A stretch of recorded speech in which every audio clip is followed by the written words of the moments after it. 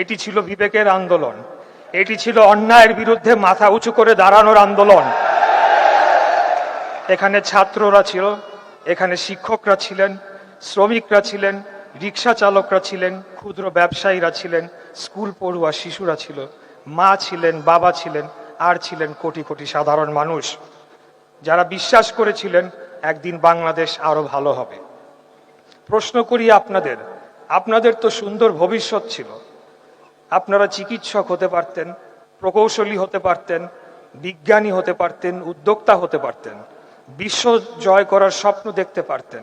তবুও যখন দেশের সামনে ন্যায় আর অন্যায়ের প্রশ্ন এসে দাঁড়ালো, আপনারা নিজেদের ভবিষ্যৎ আগে দেশের ভবিষ্যৎকে বেছে নিয়েছিলেন। এই আত্মত্যাগী ইতিহাস লেখে, এই সাহসী একটি জাতিকে মাথা উঁচু করে দাঁড়াতে শেখায়। আজ আমি এই মঞ্চ থেকে আপনাদের প্রত্যেককে স্যালুট জানাই, শ্রদ্ধা জানাই, ভালোবাসা জানাই। প্রিয় ভাই ও বোনেরা, আমরা যেন একটা বিষয় কখনো ভুলে না যাই, জুলাই শুধু অতীতের স্মৃতি নয়, জুলাই ভবিষ্যতের দায়িত্বও বটে। যেখানে অন্যায় হবে আমাদের বিবেক জেগে উঠবে, যেখানে অবিচার হবে আমাদের কণ্ঠ উচ্চারিত হবে, যেখানে মানুষের অধিকার হরণ হবে আমরা নীরব দর্শক হয়ে বসে থাকব না। কারণ জুলাই আমাদের শিখিয়েছে ভয় নয়, সাহসী ইতিহাস বদলায়।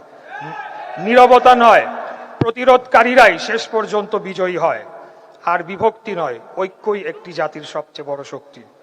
আসুন আমরা এমন একটি বাংলাদেশ গড়ি যেখানে মানুষের মর্যাদা থাকবে, গণতন্ত্র শক্তিশালী হবে, ন্যায় বিচার প্রতিষ্ঠিত হবে, ভিন্ন মত প্রকাশ কোনো অপরাধ হবে না, আইনের শাসন হবে সবার জন্য সমান।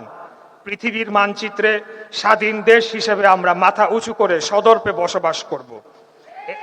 এই হোক আমাদের অঙ্গীকার, এই হোক জুলাইয়ের প্রতি আমাদের সত্যিকারের শ্রদ্ধা। আল্লাহ তাআলা আমাদের সবাইকে সত্য, ন্যায় এবং ইনসাফের পথে অটল থাকার তৌফিক দান করুন। ৭১ থেকে ২৪ আমরা বারবার প্রমাণ করেছি আমরা বীরের জাতি, আমরা জালেমের বিরুদ্ধে এক হই এক লড়াকু সেনাদল হিসাবে। কবি নজরুল ইসলামের বিদ্রোহী কবিতার একটি অংশ থেকে আমাদের আগামী দিনের অনুপ্রেরণা নিতে পারি আমরা। মহাবিদ্রোহী রণক্লান্ত, আমি সেই দিন হব শান্ত, যবে উৎপীড়িতের ক্রন্দন রোল আকাশে বাতাসে ধ্বনিবে না, অত্যাচারীর খর্গ কৃপান ভীম রণভূমি রণিবে না।